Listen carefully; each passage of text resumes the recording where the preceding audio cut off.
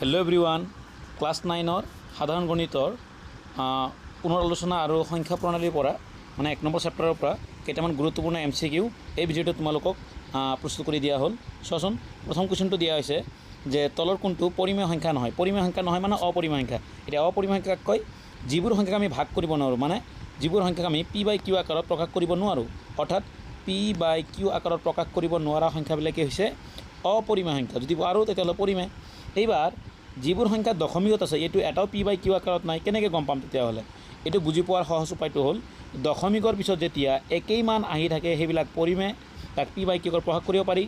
এইটো চোৱা 0 0 0, এইটো আহিছে তোমাৰ 6 3 6 3, এইটো আহিছে 3 3, লাষ্টৰ সংখ্যাটো 0 0 2 0 0 আকৌ 2 তিনিটা 0 আকৌ এনেকৈ দিয়া আছে, অৰ্থাৎ এই লাষ্টৰ মানটো বেলেগ বেলেগ মান আহি আছে। সেইকাৰণে এইটোক আমি P/Q আকাৰত প্ৰকাশ কৰিব নোৱাৰিম। যিহেতু P/Q আকাৰত প্ৰকাশ কৰিব নোৱাৰিম, গতিকে এইটো হ'ব অপৰিমেয় সংখ্যা, পৰিমেয় সংখ্যা নহয়। গতিকে আমাৰ এই 1 নম্বৰৰ কাৰণে প্ৰশ্ন উত্তৰটো হ'ব, কাৰেক্ট প্ৰশ্নটো হ'ব কোনটো? এই D নম্বৰটো। ঠিক আছে, আমাৰ 1 নম্বৰৰ শুদ্ধ উত্তৰটো হ'ব D নম্বৰ অপশ্যন। ঠিক আছে, এইটো বুজি পোৱা গৈছে, কাৰণ এইটোক আমি P/Q আকাৰত প্ৰকাশ কৰিব নোৱাৰোঁ, যিহেতু দশমীৰ পিছত একেই মান ওলোৱা নাই। দশমীৰ পিছত একে মান ওলালে কিন্তু আমি P/Q আকাৰত প্ৰকাশ কৰিব পাৰোঁ। এবাৰ চোৱা যাওক 2 নম্বৰ কুৱেশ্যনটো। 2 নম্বৰ কুৱেশ্যনটো আমাক দিয়া আছে কি? তোমালোকে দেখা পাইছে 1.5 ডিভাইডেড বাই 2.35। এইবাৰ দশমিক ইয়াতে এটাৰ আগত আছে আৰু তলত দুটাৰ আগত আছে। আমি যদি দশমিক নোহোৱা কৰোঁ, তলত যদি 100ৰে মাল্টিপ্লাই কৰোঁ, ওপৰতো 100ৰে মাল্টিপ্লাই কৰিব লাগিব। কৰাৰ পিছত এইটো হৈ যাব ওপৰত 1, এটা দশমিকৰ কাৰণে এটা শূন্য কমি যাব, ওপৰত হ'ব 150, তলত হ'ব 235, অৰ্থাৎ এইটো P/Q আকাৰত আছে। ওপৰতো অখণ্ড সংখ্যা, তলতো অখণ্ড সংখ্যা। যিহেতু P/Q আকাৰত প্ৰকাশ কৰা হৈছে, গতিকে এইটো হ'ব এটা পৰিমেয় সংখ্যা। ইয়াৰ কাৰণে আমাৰ কাৰেক্ট এনচাৰটো হ'ব কোনটো?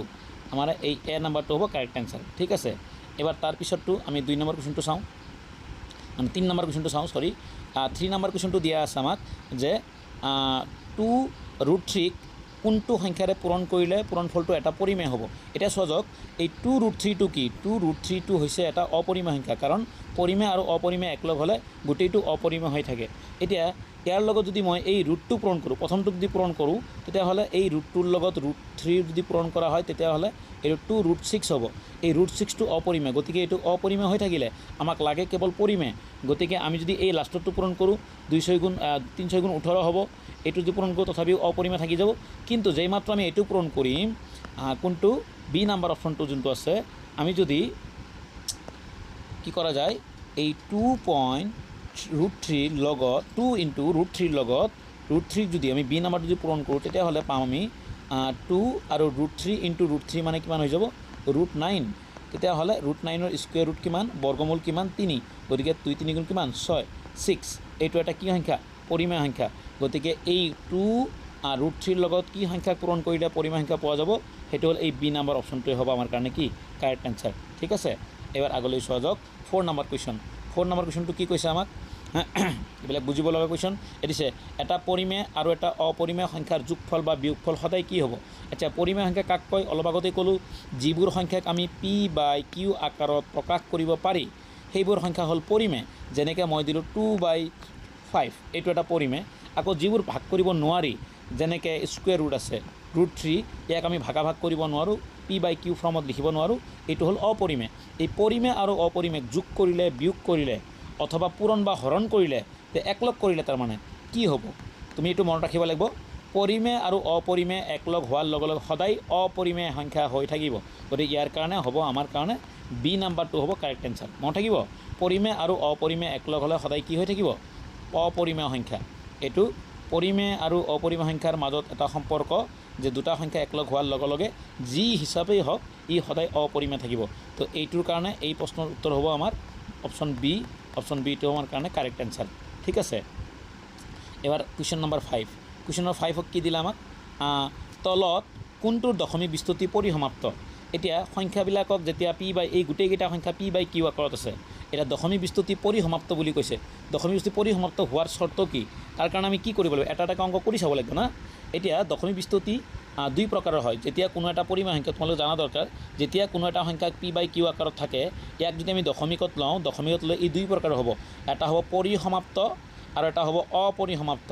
হ'ব পৰিসমাপ্ত আকৌ 2 প্ৰকাৰৰ হ'ব, যে দশমিক একেই মান ওলাই আৰু এটা বেলেগ বেলেগ মান মানে পৌনঃপুনিক পৌনঃপুনিক আৰু এটা হ'ল অপৌনঃপুনিক এইটো আমি জানো এতিয়া আমাক খালি সুধিছে পৰিসমাপ্ত কোনটো অপৰিসমাপ্ত কোনটো তাৰ কাৰণে আমি দুই প্ৰকাৰে কৰিব পাৰোঁ এটা হ'ল তলৰ মানটোৰ দ্বাৰা ওপৰৰ মানটোক গোটেইখিনি হৰণ কৰি আমি পৰিসমাপ্ত আৰু অপৰিসমাপ্ত চেক কৰিব পাৰোঁ আৰু এটা হ'ল যে তলৰ মানটো কেৱল মাত্ৰ ভাঙি দি মানে আমাৰ যে এই প্ৰথমটো আছে প্ৰথম কুৱেশ্যনটো কি আছে আমাক এইটো এ নাম্বাৰটো যদি ভাঙি দিওঁ এ নাম্বাৰটো ভাঙি দিলে কি হ'ব আমাক ইয়াত জাষ্ট দিয়া আছে 7/12 এই 12ক যদি ভাঙি দিয়া যায় চোৱাচোন 12 ভাঙি দিলে কি হ'ব 12 ভাঙি দিলে 2ৰে ভাঙি দিলে হ'ব কিমান 2 টাইম আৰু 2ৰে ভাঙি দিলে হ'ব কিমান সৰি 6 হ'ব এইটো সৰি তলত 2ৰে ভাঙি দিলে 6 টাইম আৰু 2ৰে ভাঙি দিলে 3 টাইম তাৰ মানে তলত কি ভ্যালু আহিলে এই 12ৰ জায়গাত আহিলে আমাৰ 7/2 স্কয়াৰ ইনটু 3 তাৰ মানে তলৰ মানটো ভাঙি দিয়াৰ লগে লগে আমি পালোঁ 2 আৰু 3 পালোঁ আকৌ এইটো ভাঙি দিলে বি নাম্বাৰটো ভাঙি দিলে তলত পাওঁ আমি 2 পূৰণ 3 আকৌ এইটো ভাঙি দিলে তো ইয়াতো 3 আছেই এই তলৰ মানটো যে আছে লাষ্টৰ মানটো যে আছে এই মানটো যদি আমি চাওঁ অলপমান এই মানটোক আমি ভাঙি দিলে কি পাম এই আছে 8ক যদি ভাঙি দিয়া যায় তেতিয়াহ'লে কি পোৱা যাব 8ক ভাঙি দিলে পোৱা যাব 2 2 2 8ক যদি ভাঙি দিয়া যায় পোৱা যাব 2ৰে ভাঙি দিলে 4 টাইমছ আকৌ 2ৰে ভাঙি দিলে 2 টাইমছ তাৰ মানে 2 আহিছে কেৱল এইবাৰ কোনো এটা পৰিমেয় সংখ্যাৰ গুৰুত্বপূৰ্ণ কথা কোনো এটা পৰিমেয় সংখ্যাৰ তলত মানে হৰটোত যদি 2 আৰু 5 আহে 2 আৰু 5 আহে কোনো এটা পৰিমেয় সংখ্যাৰ হৰটোত যদি 2 আৰু 5 আহে তেতিয়াহ'লে এইটো হ'ব পৰিসমাপ্ত আৰু 2 5ৰ বাহিৰে আহিলে হ'ব অপৰিসমাপ্ত এই কুৱেশ্যনটোত আমি দেখা পালোঁ যে এই কেৱল মাত্ৰ ডি ভাঙি দিলে মানে 8ক ভাঙি দিলে আহিব 4 2ৰে ভাঙি দিলে হ'ব 2 টাইম এইকেইটাত মাত্ৰ 2 2 আহিব বাকী এটাতো 2 2 নাহে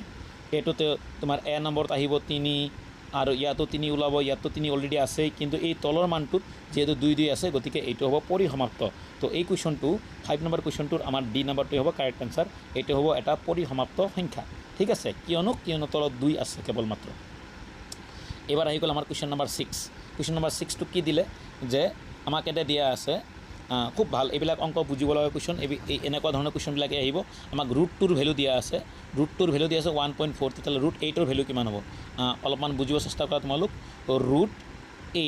√8ক ভাঙি দিলে আমি কি এনেকৈ ভাঙিব নোৱাৰোঁ নেকি যে 4 ইনটু √2 নিশ্চয় ভাঙা যাব আৰু 4ৰ বৰ্গমূল হৈছে 2 তোমালোকে সকলোৱে জানা 4ৰ বৰ্গমূল কিমান 2 তো ইনটু √2 এইবাৰ আমি যদি কুৱেশ্যনটো কৰোঁ 2 থাকিলে এই √2ৰ মানটো ওপৰত দিয়া আছে কিমান 1.42 এবাৰ এইটোৰে মাল্টিপ্লাই কৰি দিয়ে 2ৰে 2ক পূৰণ কৰিলে কিমান 4 বাৰ 2ৰে 4 কেইবাৰ 8 বাৰ আৰু থাকিব কিমান নাথাকে হাতত থাকিব 2ৰে 2ক একবাৰ গতিকে এইটো এনসাৰটো হ'ব আমাৰ কিমান 2.84 অপশ্যন বিটো আছে কাৰেক্ট ইয়াৰে অপশ্যন বিটো হ'ব আমাৰ কাৰণে কাৰেক্ট এনসাৰ ঠিক আছে এবাৰ আগলৈ যোৱা যাওক কুৱেশ্যন নম্বৰ 7 এবাৰ কুৱেশ্যন নম্বৰ 7ত আমাক কি কৈছে কুৱেশ্যনটো পঢ়িলেই গম পাবা যে 5টা নেমুৰ কিনা দাম 4টা নেমুৰ বেচা দামৰ সমান হ'ব 5টা নেমুৰ কিনা দাম এই কুৱেশ্যনবিলাক কৰিবৰ কাৰণে অকণমান মানে কিছুমান টিক্স আছে যিবিলাক এইবিলাক লোৱাৰ ক্লাছতে বুজোৱা হৈছে বিশেষকৈ 9ত নহয় কি দিয়া আছে আমাক এটা দিয়া আছে যে 5টা নেমুৰ কিনা দাম আমি প্ৰথমতে যদি এটা নেমুৰ কথা লওঁ এটা নেমুৰ পৰা হিচাপ লওঁ যে এটা নেমুৰ কিনা দাম 1 টকা হ'ব 1 টকা তেতিয়াহ'লে এইটো নেমুৰ মই কিনা দাম দিলোঁ এইটো তোমালোকে মনত ৰাখিবা অলপমান মানে কষ্ট প্ৰাইচ হ'ব এইটো CP দি দিওঁ কষ্ট প্ৰাইচ কিনা দাম হ'ব আকৌ তেতিয়াহ'লে 5টা নেমুৰ কিনা দাম কিমান হ'ব 5টা নেমুৰ কিনা দাম 5 টকা হ'ব এটা যদি 1 টকা হয় 5টা নেমুৰ কিনা দাম হ'ব 5 টকা হ'ব 5 টকা এটা নেমুৰ কিনা দাম 1 টকা মানে 1ৰ পৰা হিচাপটো আৰম্ভ কৰিবা এটা নেমুৰ কিনা দাম 1 টকা হ'লে 5টা নেমুৰ 5 টকা হ'ব এইবাৰ আমাক কৈছে 4টা নেমুৰ বেচা দাম 5টা নেমুৰ কিনা দামৰ সমান মানে 4টা নেমুৰ সমান অৰ্থাৎ আমি কি কৰিম যে 4টা নেমুৰ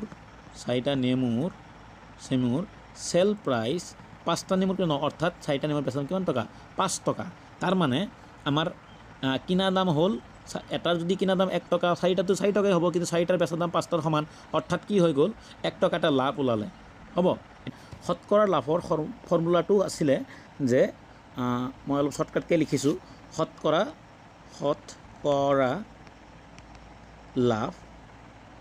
হাৰ মানে লাভৰ কথা কৈছে শতকৰা হাৰৰ যি সূত্ৰটো আছিলে সেইটো কি আছিলে যে লাভ ডিভাইডেড বাই কিনা দাম লাভ লাভ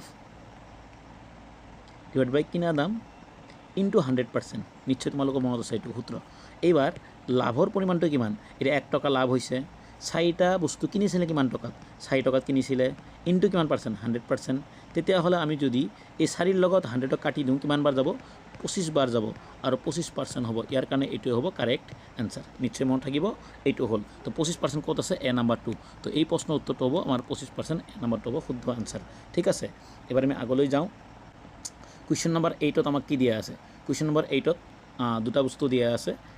এটা দিয়া আছে উক্তি, এনেধৰণৰ উক্তি যুক্তি প্ৰশ্নবিলাক। উক্তি 1.8 ডট ডট, তোমালোকে এইটো নিশ্চয় জানা যে 1.8 ওপৰত যে বাৰ আছে এইটোৱে বুজায় যে ইয়াৰ অৰ্থটো হ'ল যে 1.888 মানে একেই সংখ্যা বাৰে বাৰে আহি আছে।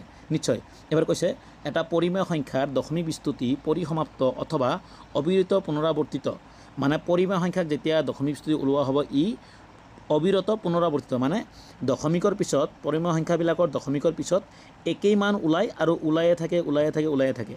মানে পৰিমেয় সংখ্যা পৰিসমাপ্ত হ'ব পাৰে। পৰিসমাপ্ত মানে কি? দশমিকৰ পিছত যেতিয়া মান ওলোৱা বন্ধ হ'ব তেতিয়া ই পৰিসমাপ্ত, আৰু দশমিকৰ মান ওলোৱা বন্ধ নহ'লে ই হয় অপৰিসমাপ্ত।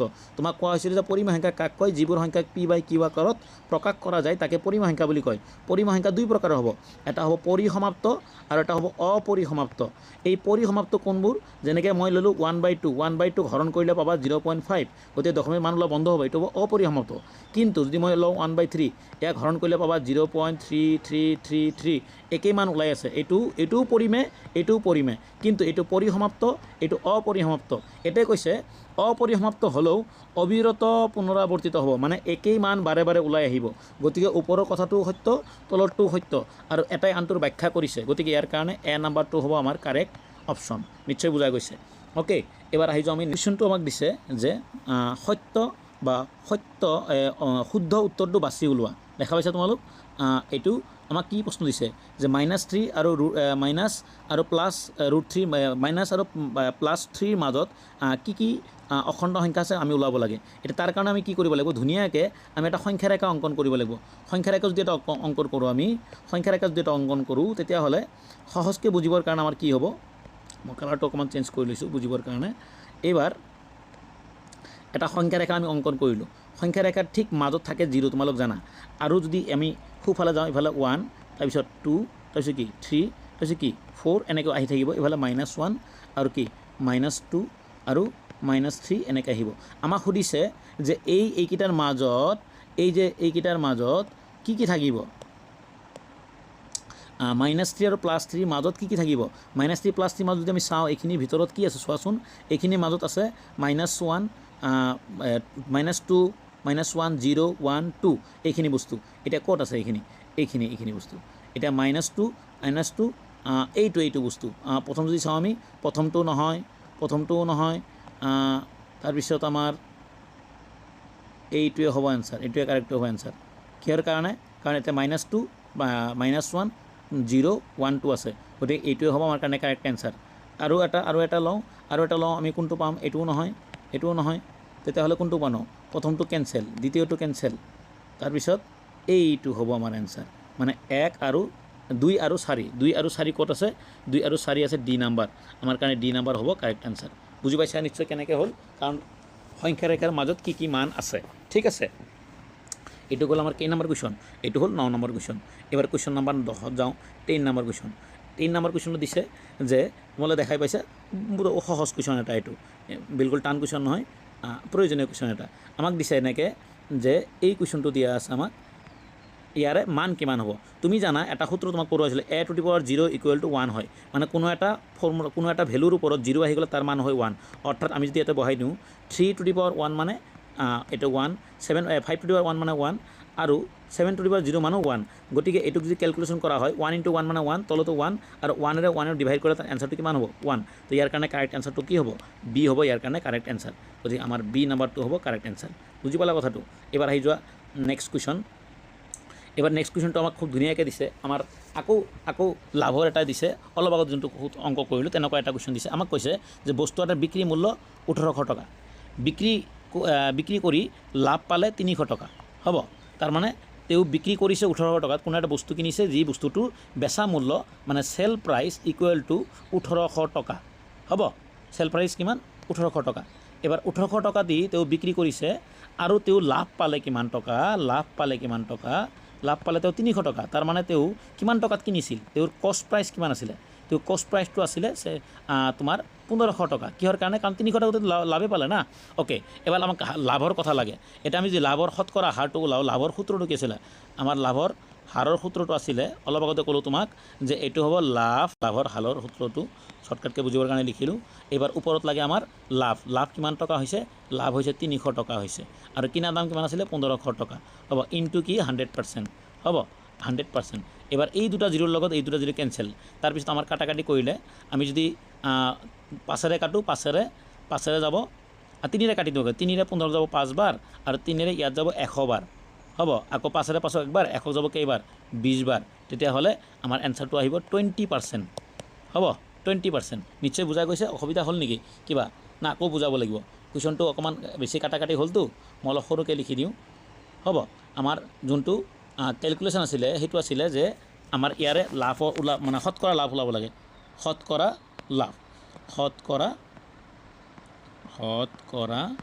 লাভ বা লাভৰ হাৰ সূত্ৰটো আছিল ওপৰত আছিল তোমাৰ কি কয় লাভ বাই তোমাৰ কিনা দামক কি হয় কষ্ট প্ৰাইচ ইনটু 100% ইনটু 100% এইটো সূত্ৰ এবাৰ লাভটো কিমান টকা হৈছে লাভটো 300 টকা হৈছে এটা কৈ দিয়া মতে কষ্ট প্ৰাইচটো কিমান 1500 টকা ইনটু কিমান 100% তেতিয়াহ'লে আমি 100% দিয়া এবাৰ এই দুটা শূন্যৰ লগত এই দুটা শূন্য কি হ'ব কেনসেল হ'ব থাকিব কি ওপৰত থাকিব 300 তলত থাকিব কিমান 1500 ইনটু পাৰ্চেণ্ট এটা থাকিব এইটোৰে এইটো কাটি দিলে আমি যদি প্ৰথমতে 3ৰে কাটো এবাৰ হ'ব 5 বাৰ ওপৰত 3টা কাটিলে হ'ব 100 আৰু 100 তোমাৰ পাছত 100 কেইবাৰ যায় 20 বাৰ যায় 20% গতিকে ইয়াৰ কাৰণে 20% অপশ্যন ক'ত আছে এই যে এ নাম্বাৰ কুৱেশ্যনটো আছে 20% আৰু ইয়াৰে এ নাম্বাৰটোৱে হ'ব কাৰেক্ট এনসাৰ হ'ব নিশ্চয় বুজা গৈছে আগলৈ চোৱা যাওক এবাৰ আমি আহি গ'লো কোনটো কুৱেশ্যন নাম্বাৰ 1 2 মানে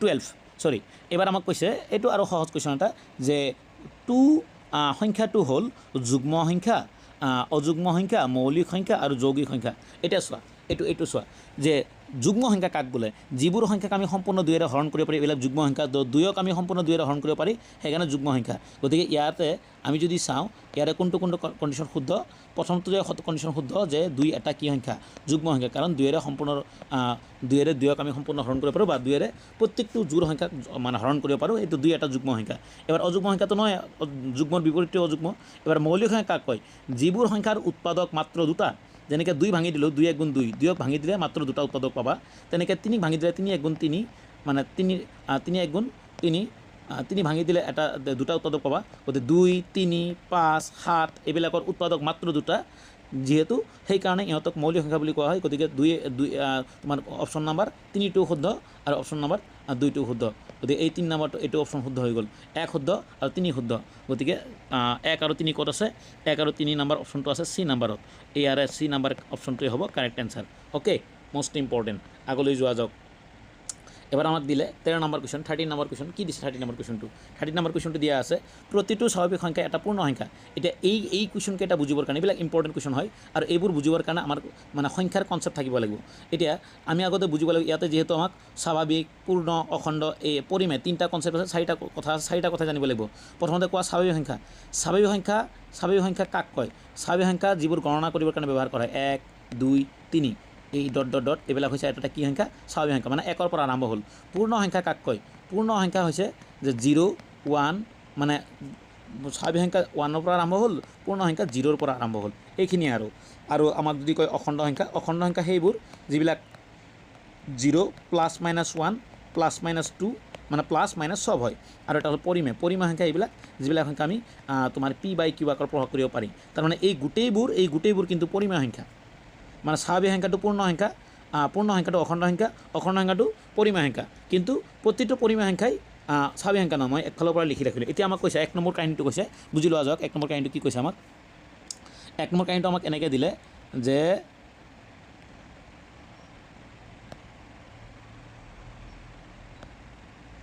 অ'কে অলপমান চেঞ্জ কৰি ল'লোঁ অ'কে আমাক 1 নম্বৰ কাহিনী দিলে যে প্ৰতিটো স্বাভাৱিক সংখ্যাই এটা পূৰ্ণ সংখ্যা প্ৰতিটো স্বাভাৱিক সংখ্যা এটা পূৰ্ণ সংখ্যা হয় কাৰণ পূৰ্ণ সংখ্যা আৰম্ভ হৈছে 1 ৰ পৰা আৰু স্বাভাৱিক সংখ্যা হৈছে 1 2 3 পৰা এইবিলাক গতিকে এই 1টো ইয়াত আছে 2টো আছে গতিকে 1 নম্বৰটোৱে হ'ব শুদ্ধ প্ৰতিটো স্বাভাৱিক সংখ্যাই এটা পূৰ্ণ সংখ্যা এবাৰ কৈছে প্ৰতিটো অখণ্ড সংখ্যাৰ পূৰ্ণ সংখ্যা এবাৰ চাওক প্ৰতিটো অখণ্ড সংখ্যা মানে কি অখণ্ড সংখ্যা হৈছে প্লাছ মাইনাছ চব তো অখণ্ড সংখ্যা বোলে পূৰ্ণ সংখ্যা হয় নেকি প্ৰতিটো নহয় গতিকে এইটো হ'ব ভুল অপশ্যন হ'ব তাৰপিছত প্ৰতিটো পৰিমেয় সংখ্যাই পূৰ্ণ সংখ্যা কেনেকৈ প্ৰতিটো পূৰ্ণ সংখ্যা মানে 2 বাই মই এটা এক্সাম্পল ল'লোঁ ছাপ'জ 2/3 এটা পৰিমেয় সংখ্যা 3/2 এটা পৰিমেয় সংখ্যা এইটো কি পূৰ্ণ সংখ্যা হ'ব নেকি গতিকে এইটো কাৰেক্ট নহয় গতিকে দুটা ভুল এতিয়া এ নাম্বাৰটোৱে অনলি শুদ্ধ আনচাৰ গতিকে ইয়াতে প্ৰতিটো কি কৈছে প্ৰতিটো পৰিমেয় সংখ্যা এটা পূৰ্ণ সংখ্যা এইটোও হ'ব নোৱাৰে প্ৰতিটো অখণ্ড সংখ্যাই পূৰ্ণ সংখ্যা এইটোও হ'ব নোৱাৰে ইয়াৰ কাৰণে কেৱল এ নাম্বাৰটো শুদ্ধ হ'ব এ নাম্বাৰটো শুদ্ধ তাতে অপশ্যনেই নাই গতিকে এই কুৱেশ্যনটোৰ টাইপ কৰাই ভুল হৈছে কোনো কথা নাই এতিয়া ইয়াৰ কাৰণে কেৱল মাত্ৰ এই এ নাম্বাৰ অপশ্যনটোৱে শুদ্ধ হ'ব ইয়াৰে এ নাম্বাৰ অপশ্যনটোৱে শুদ্ধ হ'ব এইটো মানে বাই মিষ্টেক এৰি দিছে ইয়াতে অপশ্যনেই এই তিনিটা হ'ব ইয়াৰে এ নাম্বাৰটো হ'ব কাৰেক্ট এনচাৰ বাকী কেইটা নহয় ঠিক আছে অ'কে একো কনফিউজ হ'ব নালাগে কোনো প্ৰব্লেম নাই ঠিক আছে তাৰপিছত চোৱা যাওক এবাৰ আহি গ'ল আমাৰ কুৱেশ্যন নম্বৰ 14ত কি ক'লে কুৱেশ্যন নম্বৰ 14টো কি কৈছে খুবেই সহজকৈ দিয়া আছে আমাক এটা কুৱেশ্যনটো ক'লে আমাক এনেকৈ যে 0.25ৰ শতকৰা কিমান শতকৰা বস্তু এটা ল'বৰ কাৰণে তাৰ লগত 100% পূৰণ কৰিবা তেতিয়া লগে লগে বস্তুটো শতকৰা পাবা ঠিক আছে কি ক'লোঁ 100% তেতিয়া 100% পূৰণ কৰিলে কি হ'ব দশমিক দুটাৰ পৰা গুচি যাব তেতিয়াহ'লে এইটো 25% হ'ব এইটোৱে হ'ব উত্তৰ হ'ব এইটোৱে হ'ব উত্তৰ 25% ক'ত আছে এ নাম্বাৰটো ইয়াৰে এ নাম্বাৰটোৱে হ'ব আমাৰ কাৰেক্ট এনচাৰ ঠিক আছে অ'কে কিমান সহজ এবাৰ আহি যোৱা এইটো বস্তু এতিয়া নতুন এটা বস্তু দিলে আমাক যে নতুন এটা কুৱেশ্যন দিছে এইটো আমি অলপ কলমটো চেঞ্জ কৰি দিওঁ অকণমান এটা কৈছে আমাক যে এ টু দি পাৱাৰ চাবা a to the power twice be equal to 81 then যদি আমাৰ কি হৈ যায় কি কয় এ এটা মৌলিক সংখ্যা হয় তেন্তে বিৰ মান কিমান হ'ব মানে এ যিকোনো এটা মৌলিক সংখ্যা মানে কি হ'ব পাৰে তোমাৰ কি কয় যিহেতু আমাক দিলে a to the power twice be equal to 81 তাৰ মানে এইখিনি সমান চিহ্ন দুইফালে সমান এইখিনিৰ লগত সমান অৰ্থাৎ এতিয়া এ এটা মৌলিক সংখ্যা মানে এ মৌলিক সংখ্যা হ'লে কি হ'ব পাৰে তোমাৰ 2 হ'ব পাৰে মৌলিক সংখ্যাবোৰ কি এৰ ভেলু কি হ'ব পাৰে এৰ ভেলু 2 হ'ব পাৰে 3 হ'ব পাৰে 5 হ'ব পাৰে 7 হ'ব পাৰে এনেকুৱা হ'ব পাৰে এতিয়া এনেকুৱা মৌলিক সংখ্যা কি আছে যাক আমি স্কুৱেৰ কৰিলে 3 পোৱা যাব বা এই তোমাৰ স্কুৱেৰ বা কিউব কৰিলে আমাৰ 9 হৈ পাৰিব কিন্তু আমাকতো এৰ মান নালাগে আমাৰ লাগে বিৰ মান লাগে তো বিৰ মানটো আমি যদি এনেকুৱা লওঁ বিৰ মানটো যদি 2 বহাই দিয়া যায় অৰ্থাৎ ইয়াৰ পৰা যদি আমি এনেকুৱা কৰোঁ যে এ টু দি পাৱাৰ 2 ইনটু এইটো যদি 2 বহাই দিওঁ ইকুৱেল টু 81 আহিব না আহিব কেনেকৈ যদিহে এই এটো মৌলিক সংখ্যা 3 হয় যেহেতু আমাৰ কণ্ডিশ্যন কৈছে 3 তো 3 ওপৰত যদি 4 হয় তেতিয়াহ'লে 81 হ'ব কাৰণ 3 যদি 4 বাৰ পূৰণ কৰা যায় 3 4 বাৰ পূৰণ কৰিলে 3 পূৰণ 3 পূৰণ 3 পূৰণ 3 3 3 গুণ 9 3 3 গুণ 9 আৰু 9 9 গুণ 81 গতিকে ইয়াৰ কাৰণে কাৰেক্ট এনচাৰটো হ'ব 2 ঠিক আছে বুজি পালা এনেকুৱা মানে নতুন ধৰণৰ প্ৰশ্নবিলাকেই পৰীক্ষাত অহাৰ কাৰণে খুবেই গুৰুত্বপূৰ্ণ হয় পৰীক্ষাত আহে কিন্তু এবাৰ আহি গ'ল আমাৰ গ'ল এইটো কেই নম্বৰ কুৱেশ্যন 15 গ'ল এতিয়া আহি গ'ল 16 এতিয়া আহি গ'ল সহমৌলিক এতিয়া সহমৌলিক কাক কয় সহমৌলিক সংখ্যা কি মানে কি বুজি পাইছা সহমৌলিক সংখ্যা হৈছে সেইবোৰ যিবোৰ সংখ্যাৰ সাধাৰণ উৎপাদক 1ৰ বাহিৰে নাথাকে সহমৌলিক কাক কয় যিবোৰ সংখ্যাৰ সাধাৰণ উৎপাদক 1ৰ বাহিৰে নাথাকে এইবাৰ আমি যদি লওঁ 6 আৰু 9 6ক ভাঙি দিলে পোৱা যাব 2 3 গুণ 6 আৰু 9ক ভাঙি দিলে পোৱা যাব কিমান 3 3 গুণ 9 দুইটাতে চোৱা ওপৰতো সকলো লগত 1 পূৰণ হৈ থাকে ইয়াতো 1 পূৰণ হৈ আছে এই 1ৰ বাহিৰেও বেলেগ উৎপাদক আছে সেইকাৰণে এইটো সহমৌলিক নহয় সহমৌলিক তাকে কোৱা হয় যিবোৰ সংখ্যাৰ 1ৰ বাহিৰে কোনো সাধাৰণ উৎপাদক নাথাকে 1ৰ বাহিৰে সাধাৰণ উৎপাদক নথকা সংখ্যাবিলাকে সহমৌলিক বুলি কোৱা হয় হ'ব ইয়াত যিহেতু 1ৰ বাহিৰে সাধাৰণ উৎপাদক নথকা সংখ্যাটো আছে চি এই যদি আমি চি নাম্বাৰ 5ক যদি ভাঙি দিওঁ 5 1 গুণ 5 5 1 গুণ 5 7ক যদি ভাঙি দিওঁ 7 1 গুণ 7 যিহেতু এই দুটাৰ 1ৰ বাহিৰে কোনো সাধাৰণ উৎপাদক নাই গতিকে এই দুটা হ'ব কি মৌলিক সহমৌলিক দুটা সহমৌলিক সংখ্যা তেতিয়াই হ'ব যাৰ সাধাৰণ উৎপাদক 1ৰ বাহিৰে একো নাথাকিব ঠিক আছে আমাৰ ইয়াৰ কাৰণে হ'ব চি নাম্বাৰটো হ'ব কাৰেক্ট এনচাৰ মনত থাকিব না এইবাৰ আহি যোৱা 17 নম্বৰ কুৱেশ্যন কি কৈছে 17 নম্বৰ কুৱেশ্যন আমাক খুব ধুনীয়াকৈ দিয়া আছে আমাৰ চোৱা যাওক এবাৰ আহি গ'ল 70 নম্বৰ কুৱেশ্যন 70 নম্বৰ কুৱেশ্যনত দিছে তলৰ কোনটো এটা অপৰিমেয় সংখ্যা তোমাক ইয়াৰ আগতে কোৱা আছে অপৰিমেয় সংখ্যা কেতিয়া হয় যাক আমি p/q আৰ্হিত প্ৰকাশ কৰিব নোৱাৰি সেইবিলাক এটা অপৰিমেয় সংখ্যা তো এই তোমাৰ দিয়া আছে √2 to 5 আমি জানো এই 2 to 5ক যদি ভাঙি দিয়া যায় 2 to 5ক ভাঙি দিয়া যায় 5ৰে ভাঙি দিলে 2 to 5ত কিমান বাৰ যাব 5ৰে 2 to 5ত এটা যাব তোমাৰ 4 বাৰ আৰু থাকিব এতে তোমাৰ কি কয় 4 5 গুণ 20 থাকিব এতে তোমাৰ কিমান 25 5 বাৰ আকৌ যদি ভাঙি দিয়া যায় কিহেৰে ভাঙি দিলে 5ৰে ভাঙি দিলে কিমান বাৰ 9 বাৰ আকৌ যদি ভাঙি দিওঁ আমি 3ৰে 3 বাৰ তাৰ মানে 2টা 5 2টা 3 আমি যদি ইয়াক এনেকৈ লিখোঁ যে 5 স্কুৱেৰ ইনটু 3 স্কুৱেৰ কাটাকাটি কৰিলে হ'ব 5 into 3 তাৰ মানে এনসাৰটো আহিব আমাৰ 5 9 গুণ কিমান 3 5 কিমান 15 গতিকে এইটো এটা পৰিমেয় সংখ্যা কাৰণ ইয়াৰ বৰ্গমূল আছে যিবোৰ সংখ্যাৰ তোমাৰ কি কয় হেৰি আমি কি কয় উৎপাদক বিশ্লেষণ কৰি বৰ্গমূল ওলাব নোৱাৰোঁ বা কোনো প্ৰকাৰে বৰ্গমূল ওলাব নোৱাৰোঁ সেইবোৰহে অপৰিমেয় হয় যেহেতু এইটো ক'ত গ'ল যেহেতু এইটো এটা তোমাৰ কি কয় বৰ্গমূল থকা সংখ্যা গতিকে 1 নম্বৰটো পৰিমেয় হয় 1 নম্বৰটো পৰিমেয় হয় এবাৰ 2 নম্বৰটো দশমিক মান ওলোৱা বন্ধ হৈছে এইটো পৰিমেয় হয় এইটো তুমি আগতেই জানা আগতেই পঢ়াইছোঁ যেতিয়া ওপৰত দাঁড়ি দিয়া থাকে দাঁড়ি দিয়াৰ অৰ্থ কি 5.234 ওপৰত বাৰ দিয়া আছে ইয়াৰ অৰ্থ কি তাৰমানে এই মানটো আকৌ আহিব আকৌ আহিব আকৌ আহিব একেই মান ওলাই থাকিলে পুনৰাৱৰ্তিত সংখ্যাবোৰ পৰিমেয় হয় এইটোও হয় তাৰপিছত কি থাকিলে আমাক এতিয়া লাষ্টত এটা মান থাকিলে লাষ্টৰ মানটো চোৱাচোন ডি নাম্বাৰটো বেলেগ বেলেগ মান ওলাইছে দশমিকৰ পিছত যেতিয়া বেলেগ বেলেগ মান ওলাব ই হ'ব অপৰিসমাপ্ত ই পৰিমেয় সংখ্যা হ'ব নোৱাৰে তো আমাৰ ইয়াতে অপৰিমেয় কোনটো এই ডি নাম্বাৰটো হ'ব অপৰিমেয় সংখ্যা ঠিক আছে এবাৰ যোৱা যাওক আমাৰ কুৱেশ্যন নাম্বাৰ 18 হ'ব 18 এতে কি দিয়া আছে আমাক কৈছে যে 2 আৰু 5ৰ মাজত কিমানটা বাস্তৱ সংখ্যা থাকিব এবাৰ যিকোনো দুটা সংখ্যাৰ মান বাস্তৱ সংখ্যা কাক কয় পৰিমেয় আৰু অপৰিমেয় সংখ্যা মিলিয়ে হয় বাস্তৱ সংখ্যা গতিকে একফালে হৈছে পৰিমেয় একফালে হৈছে অপৰিমেয় এই দুটা মিলি হ'ব বাস্তৱ সংখ্যা ৰিয়েল নাম্বাৰ বুলি কয় ৰিয়েল নাম্বাৰ আৰু ৰিয়েল নাম্বাৰ যিকোনো দুটা ৰিয়েল নাম্বাৰ মাজত অসীম সংখ্যক অসীম সংখ্যক বাস্তৱ সংখ্যা থাকে অসীম সংখ্যক এইটো মনত ৰাখিব লাগিব গতিকে এইটো হ'ব এনসাৰ অসীম এবাৰ আহি গ'ল 19ত কি দিয়া আছে আমাক 19 নম্বৰ কুৱেশ্যনটো দিছে খুব ধুনীয়াকৈ আমাৰ ওলাব লাগে লসাগু আৰু গসাউ লসাগু আৰু কি গসাউ কেনেকৈ ওলাবা আমাক দিছে কি 32 আৰু কিমান 24 লসাগু গসাগু ওলোৱাৰ বহুত কেইটা পদ্ধতি আছে এইটো মই কৰি আছোঁ চুটি হৰণ পদ্ধতিৰে চুটি হৰণ পদ্ধতি কি বাৰ দিয়া কিহেৰে বাৰ দিবা আমি 4ৰে যদি বাৰ দিওঁ 4ৰে বাৰ দিব পাৰি 4ৰে 32 যিহেৰে যাব দুইটাকে বাৰ যাব সেইটো এনেকুৱা সংখ্যাৰে দিবা হৰণ কৰিবা তাৰমানে 32ক 4 কেইবাৰ যাব 32ক 4 8 বাৰ যাব কমা 24ক কেইবাৰ যাব 24ক ই যাব টোটেল 6 বাৰ কাৰণ তোমাৰ কি কয় 4 6 গুণ 24 আকৌ বাৰ যাব না যাব 2ৰে যাব 2ৰে দিয়া কেইবাৰ 4 বাৰ আৰু যাব 3 বাৰ আৰু যাবনে নাই এইকেইটাক যেতিয়া পূৰণ কৰিবা এইকেইটা পূৰণ কৰিলে যি মান পাবা তাকে হ'ব তাৰ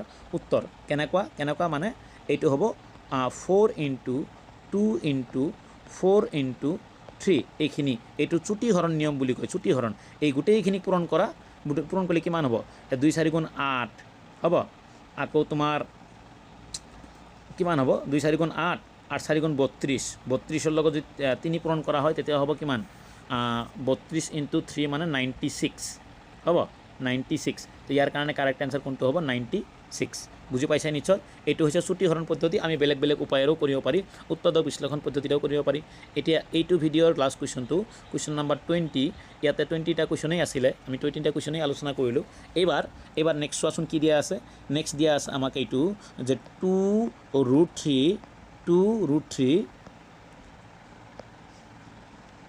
কি হৈ গ'ল কলমটো অকণমান ঢিলে মাৰিছে ওকে আমাৰ কুৱেশ্যনটো কি সৰি 2√3 প্লাছ √3 এইটোৰ সমান কিমান হ'ব আৰু এইটো সহজ এই √3 ৱৰ্কত একো নাই মানে 1 আছে তো ইয়াত 2টা √3 ইয়াত 3টা √3 এটা √3 টোটেল 3টা √3 হ'ব 3√3 হ'ব ইয়াৰ এনসাৰ এইটো কোনটো হ'ব এনসাৰ আমাৰ কাৰণে হ'ব চি হ'ব এতিয়া এইটো ভিডিঅ'ত মৰমৰ ছাত্ৰী এইটো ভিডিঅ'ত আমি কেৱল মাত্ৰ 20টা কুৱেশ্যন আলোচনা কৰিলোঁ অহা আৰু এটা সেকেন্ড ভিডিঅ'ত আমি আকৌ 20টা কুৱেশ্যন আলোচনা কৰিম এনেকৈ আমি প্ৰতিটো চেপ্টাৰৰ ওপৰত যিমান পাৰোঁ মই সম্ভাৱ্য কুৱেশ্যন যিবোৰ পৰীক্ষাত অহাৰ কাৰণে তোমালোকৰ খুব দৰকাৰী আলোচনা কৰি থাকিম যিহেতু এতিয়া 45 মাৰ্কছ MCQ লগা হৈছে সেইকাৰণে তোমালোকে ভিডিঅ'টো চাবা আৰু কমেণ্ট আকাৰে জনাবা কেনেকৈ অসুবিধা পালা বা কি অসুবিধা পালা কি বুজি পালা হ'ব তাৰপিছত তোমাৰ কি কয় আৰু কোনটো কোনটো চেপ্টাৰৰ ভিডিঅ' তোমাৰ আগতে লগা হয় জনাবা লগতে ভিডিঅ'টো তোমালোকে ছাবস্ক্ৰাইব কৰি ৰাখিবা